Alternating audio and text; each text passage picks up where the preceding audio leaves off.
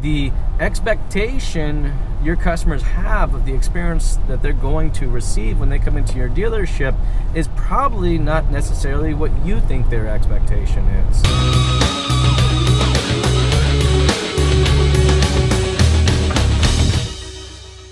Hey guys, Jason Harris here with Digital Dealership Solutions. Hey, thanks for joining me on another episode of The Drive.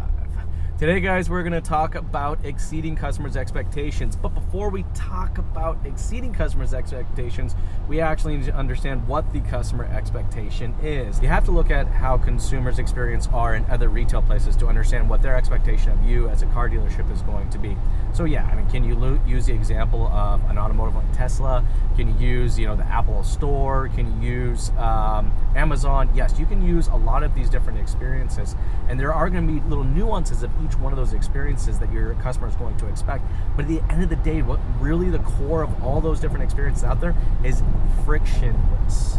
All right, smooth transitional, all right, movement from one process to the next. All right, and what I mean by that, from the meet and greet to the qualify to the test drive to the walk around to the presentation to the negotiations to the F&I process and even to the after sales, is that we don't want this bump, bump, bump, bump, bump, up and down, up and down, up and down. This needs to be a very linear process. When I go to the Apple Store, it was a very seamless process. I walked in, there was the product, I asked a question, they answered my question, and he rang me out right there on the spot. I didn't have to go stand in line with someone. There wasn't this part where I had to, all right, now I'm done talking to the person about the product person. Now I had to go wait in line to check myself out.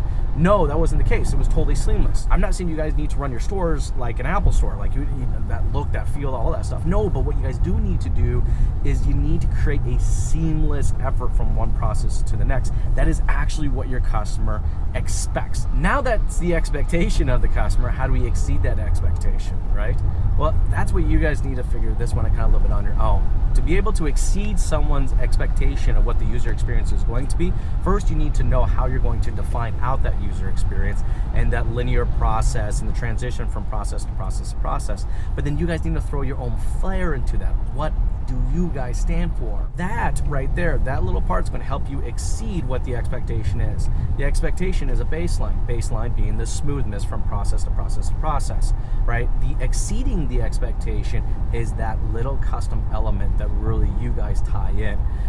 Either your transparency, your honesty, your funness, your innovation, all right? Whatever it is, that's what you bring. That's actually going to be the exceeding part.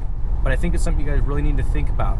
Not only the customer's expectations, but also that little extra that exceeds their expectations. Hey, drop me a comment down below. I thoroughly enjoy reading those. And thank you guys so much for your time. You have a wonderful day.